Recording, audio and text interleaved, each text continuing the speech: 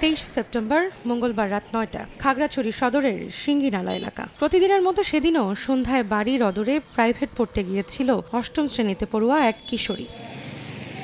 Routine মাফিক রাত ৯টার দিকে বাড়ি না ফেরায় শিক্ষকের বাসায় যান মেয়েটির পরিবার। জানতে পারেন ছুটি হয়েছে অন্য দিনের সময়সূচি অনুযায়ী। স্থানীয় বাসিন্দাদের নিয়ে এলাকায় অনেক খোঁজাখুঁজির প্রায় ২ ঘণ্টা পর রাত ১১টার দিকে অচেতন অবস্থায় কিশোরীকে পাওয়া যায় একটি ফসলের ক্ষেতে। অভিযোগ ওঠে কিশোরীটিকে সংঘবদ্ধ ধর্ষণের। এই ঘটনায় অভিযুক্ত একজনকে গ্রেফতার করে খাগড়াছড়ি সদর থানা।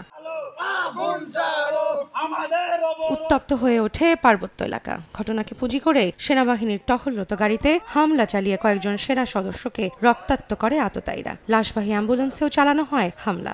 বাংলাদেশ সেনাবাহিনীকে প্রশ্নবিদ্ধ করার জন্য অনেক পদক্ষেপ নেওয়া হচ্ছে। শনিবার বিকেলে ঢাকা বিশ্ববিদ্যালয়ের টিএসসিতে বিক্ষোভ করেছে সার্বভৌমত্ব সচেতন শিক্ষার্থী জোট। পাহাড়ের বিচ্ছিন্নতাবাদী সশস্ত্র সংগঠন ইউপিডিএফ নিষিদ্ধকরণ ও চাকমা রানী ইয়ানিয়ানকে গ্রেফতারের দাবি জানিয়ে তারা অভিযোগ করেন, পাহাড়কে অস্থিতিশীল করতে মদদ দেয়া থেকে শুরু করে অর্থায়ন ও উস্কে দেওয়ার পেছনে কাজ করছে ইউপিডিএফ ও চাকমা রানী ইয়ানিয়ান। পাহাড়ে জাতিগত দাঙ্গা বাঁধানোর চেষ্টা চালানো হচ্ছে বলেও অভিযোগ তাদের। সেনাবাহিনীর উপরে হামলা করেছে, টহলকৃত গাড়িকে তারা জ্বালিয়ে পুড়িয়ে দিয়েছে, রোগী নিয়ে যাচ্ছিল সেই অ্যাম্বুলেন্সের উপরে তারা হামলা করেছে। বাঙালি এবং আপনার অবাঙালি যারা আছে তাদের মধ্যে একটি জাতিগত দাঙ্গা লাগানোর জন্য একটি মহল, একটি গোষ্ঠী সুপরিকল্পিতভাবে অনেক দিন ধরে চেষ্টা চালাচ্ছে। একটা হচ্ছে ইয়ানিয়ান, আরেকটা হচ্ছে ইউপিডিএফ।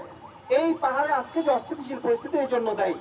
আমরা আজকে সমাবেশ থেকে আমরা সরকারকে বলবো যে দ্রুত এই সশস্ত্র সন্ত্রাসী সংগঠন ইউপিডিএফকে নিষিদ্ধ করতে হবে। নিরাপত্তা বাহিনী ও পার্বত্য অঞ্চলের সাধারণ মানুষের উপর হামলাকারীদের দ্রুত গ্রেফতারের দাবি শিক্ষার্থীদের।